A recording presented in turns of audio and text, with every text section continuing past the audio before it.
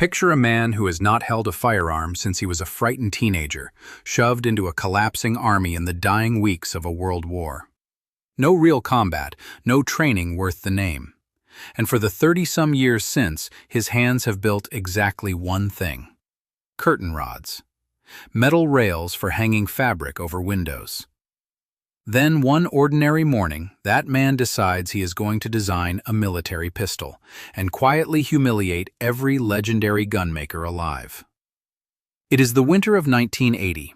Austria's defense ministry needs a new sidearm, so it writes out a list of 17 demands so harsh they read more like a dare than a request. The weapon must survive being frozen, drowned, buried in sand, dropped onto steel, and baked past the boiling point of water. It must fire 15,000 rounds and refuse to die.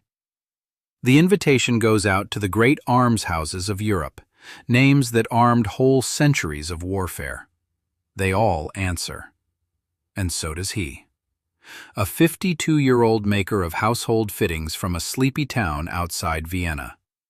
No gun factory, no gun engineers, no idea, the experts sneer, what a pistol even is.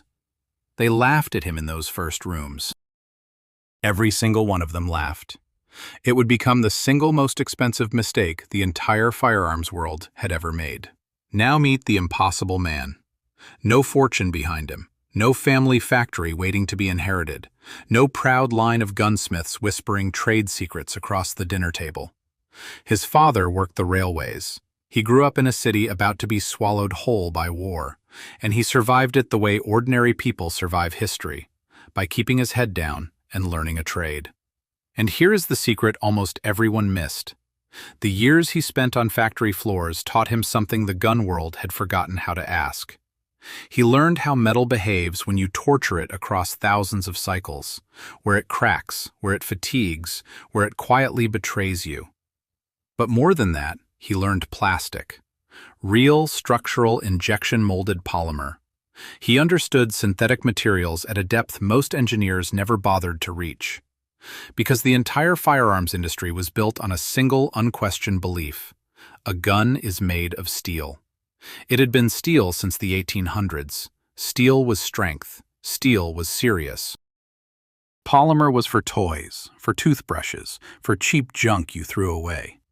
He did not share that belief. He had no reason to. Nobody had ever taught him the rules he was about to break. And the thing the masters all knew to be impossible was simply to him a problem nobody had solved yet. While the great gun houses slept on a century of reputation, a man was quietly building grenades for the army out of a converted garage. Not bombs to harm anyone, training dummies, the inert kind soldiers drill with. But sit with that image for a second. The same hands that shaped curtain rods were now trusted with military hardware, and almost nobody noticed what was truly happening. His little company had started with the dullest products imaginable: curtain rails, door fittings, window hardware. Then came the army contracts, and they changed everything. He made field knives. He made entrenching tools. He made polymer parts for soldiers' kit. Each deal, dull on the surface, was secretly teaching him the exact language of a defense ministry: punishing durability, dead simple design, and a price a peacetime budget could actually afford. Then, in 1980, he bought a single machine that would rewrite history: an injection molding press, supposedly just to make handles and sheaths. And look at the people he gathered. Not gunsmiths, not weapons veterans. His earliest experts came out of the camera industry, masters of precision plastic, of tolerances thinner than a hair. Nobody understood it yet. This was no longer just a knife shop. It was a launch pad hiding in plain sight. The whole empire began with a sentence overheard in a hallway. No grand plan, no invitation. A man standing in a government corridor, waiting for a meeting about plastic parts, catching two officers talk about the one contract that would soon shake an entire industry. He was at the defense ministry on receipt business, his usual polymer supply deals. And as he waited, he overheard it. The old service pistol was finished, worn out, and the army was hunting for a replacement. The officers were trading names, naming the famous makers likely to compete. So he walked over and introduced himself. And then he said the thing that should have gotten him thrown out. He told them his company could build that pistol. The reaction was exactly what you would expect. Polite, skeptical, a touch amused. A man whose entire reputation rested on curtain rods and knife handles, offering to outgun the most decorated arms makers alive? They did not say no outright. They simply did not believe him. But here is the strange gift hidden inside being underestimated. While every rival walked in certain of victory, dragging the weight of their own legend, he walked in with nothing to defend and everything to prove. They saw a joke. He saw an opening. And while they were still laughing, he was already drawing. The first thing he did was buy his enemy's weapons and tear them apart on his own workbench. A Beretta, a SIG, a Czech pistol, a Walther. He laid them open like a surgeon, studying every spring, every pin, every clever idea, and every pointless complication that nobody had dared to question in decades. This was the move no rival would ever make. The great houses arrived at the contest carrying their own past. They submitted polished versions of pistols they already built, evolutions of evolutions, every one of them born from steel and from the silent assumption that this is simply how a gun must be. He inherited none of that. No old design to protect, no factory frozen around metal frames, no engineers who would flinch at the word polymer because polymer had never truly worked before. So instead of guessing, he asked. He brought together soldiers, police firearms instructors, champion competition shooters, and a couple of engineers who had once chased early plastic frame designs. And he put one question on the table. If you could build the perfect combat pistol from nothing, with no rules and no history holding you back, what would it actually be? The answers all bent toward the same shape. More rounds, fewer parts, lighter, simpler. Impossible to get wrong under pressure. A man who had never built a gun in his life produced a working combat pistol in 90 days. 3 months. While the legends were still polishing decades-old designs, the curtain rod maker walked out of his workshop holding something that had never existed before. It carried his name and the number 17, marking his 17th patent. And it broke nearly every rule the industry held sacred. The lower frame was not steel. It was not even plastic wrapped around a metal skeleton. It was a single molded piece of polymer, his own secret recipe, and the finished pistol weighed roughly 1/3 less than the heavy steel sidearm the mightiest army on Earth was about to adopt. The top was steel, machined into one clean block, with a barrel hardened past the toughness of a steel file, built to shrug off rust, wear, and tens of thousands of rounds.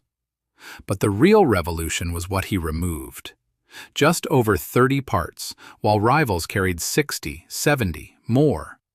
Every piece he deleted was a piece that could never jam, break, or vanish in the dark. No external safety switch, no hammer, no lever to forget under fire. 3 hidden safeties that armed and disarmed themselves with the trigger. Draw it, press, fire. Let go, and it is safe again. There is nothing to learn and nothing to forget. He could give his pistols away for free and still walk away richer. Let that sink in. A weapon built so cheaply that handing it out cost him nothing, while the proudest names in the trade could not come close to matching the math. That was not luck, and it was not a trick. It was the entire machine working exactly as he designed it. He built almost everything under his own roof. The steel came in as raw bar stock, and his shop cut it. The polymer arrived to his own secret formula, and his presses molded it. Hardening, finishing, assembly, all of it stayed in-house, with almost no subcontractors at all. The very molding skill he had perfected on curtain rods and knife handles was now stamping out pistol frames for a sliver of the cost of machining one from metal. Drive the price of a single unit below $100, and suddenly things no rival could dream of become possible. And this is the part the rivals never grasped.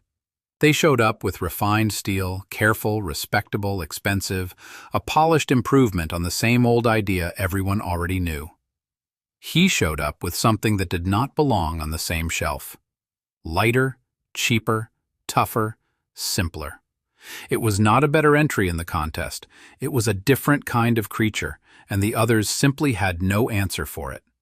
They froze it, they drowned it, they buried it in sand, caked it in mud, and fired it until the barrel glowed red. Then they loaded a round at nearly double the legal pressure and pulled the trigger anyway.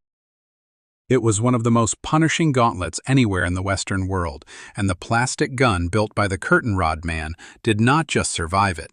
It walked through it and came out on top.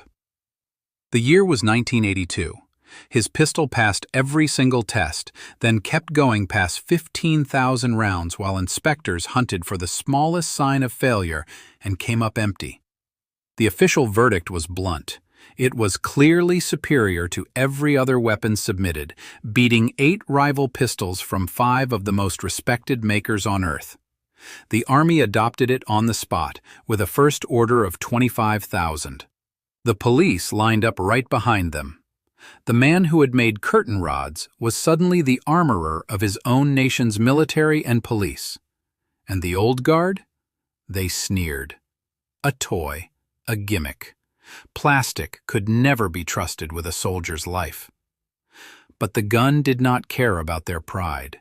It kept working, in ice, in sand, in filth, after thousands of rounds without a wipe. Norway bought in. Sweden followed. NATO stamped its approval. The joke was now the standard. He handed brand new pistols to entire police departments for nothing, and somehow got richer with every deal. This was not charity.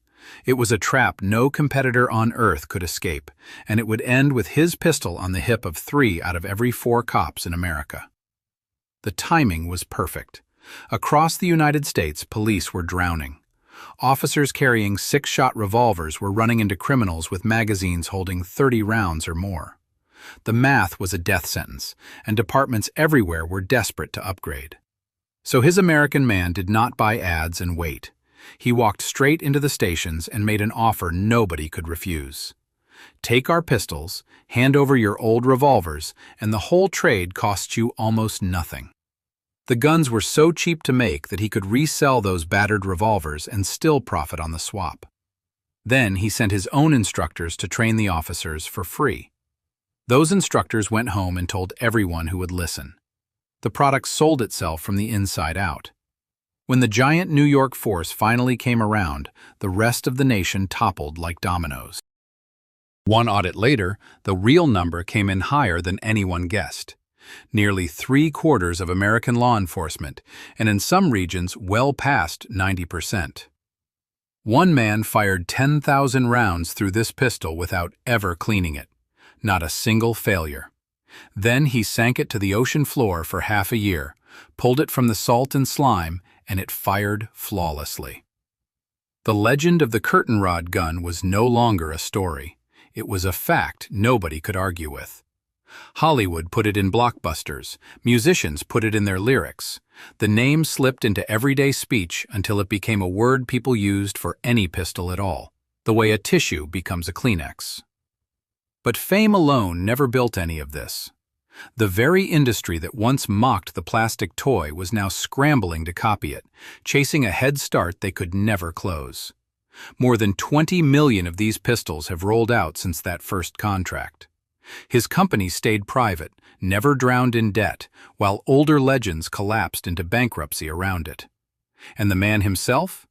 He even survived a brutal attempt on his life, fighting back with his bare hands at the age of 70. He never knew it was supposed to be impossible, so he simply did it anyway. Now here's what I need from you. If you had to bet, do you think he could have done all this if he had been a real gun expert from the start? Or was knowing nothing his secret weapon? Drop your answer in the comments. I read every single one. And if this story gave you chills, subscribe right now because the next one is even more unbelievable.